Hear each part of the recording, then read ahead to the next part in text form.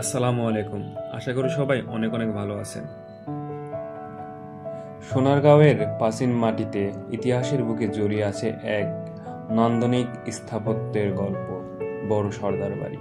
প্রায় ৬০০ বছরের পুরনো এই ভবন শুধু ইট পাথরের সৌন্দর্য নয়, বাংলার ঐতিহ্য, সংস্কৃতি আর ইতিহাসের এক জীবন্ত সাক্ষী। আর সেই ইতিহাসের এক উজ্জ্বল প্রতীক রঘুবর রায় চৌধুরী। তিনি ছিলেন একজন প্রভাবশালী জমিদার, যিনি এই অঞ্চলের সামাজিক ও অর্থনৈতিক জীবনে গুরুত্বপূর্ণ ভূমিকা পালন করেছেন। তার শাসন আমলে বড় সর্দার বাড়ি হয়ে উঠেছিল শ্রমিকদের প্রতীক, যেখানে মুঘল আমলের প্রাচীন স্থাপত্যের সঙ্গে মিশে গিয়েছিল উপনিবেশিক নির্মাণ কৌশল। বাড়ির সামনের অংশ, যা ১৯০২ সালে নির্মিত, ঢালাই, লোহার রেলিং আর রঙিন কাচের সাজে সজ্জিত।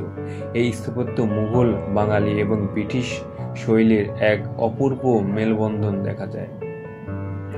কিন্তু এই বাড়ির প্রকৃত রহস্য লুকিয়ে আছে এর পেছনের অংশে, যা মুঘল আমলের প্রথম দিকে নির্মিত, আর মধ্যভাগে রয়েছে ১২ ভূঁইয়ার সময়ের নির্মাণ।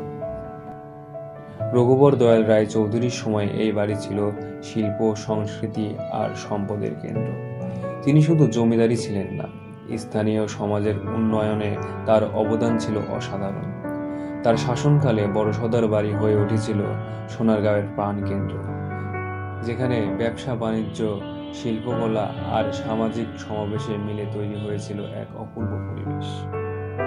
১৯৪৭ সালের দেশভাগের পর এই বাড়ি অবৈধ দখলদারদের হাতে চলে যায়, কিন্তু ১৯৭২ সালে বাংলাদেশ সরকার এটি অধিগ্রহণ করে এবং ১৯৮০-এর দশকে প্রত্নতাত্ত্বিক বিভাগের হাত ধরে শুরু হয় পুনরুদ্ধার। ২০১২ সালে সংরক্ষণ স্থাপত্যে আবু সাইদ এম আহমেদের তত্ত্বাবধানে বাড়িটি তার আদি রূপ ফিরে পায়। আজ এটি বাংলাদেশ জাতীয় শিল্পকলা ও কারুশিল্প জাদুঘর হিসেবে দর্শনার্থীদের কাছে উন্মুক্ত। বড় সর্দার বাড়ি শুধু একটি ভবন নয়, এটি বাংলার ইতিহাসের এক জীবন্ত দলিল। রঘুবর রায় চৌধুরীর এই ঐতিহ্য আজও আমাদের মনে করিয়ে দেয় আমাদের শিকড় কতটা গভীর আর সমৃদ্ধ।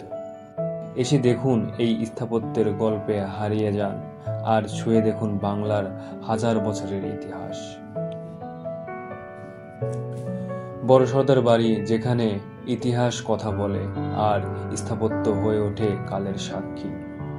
ধন্যবাদ। আল্লাহ হাফেজ।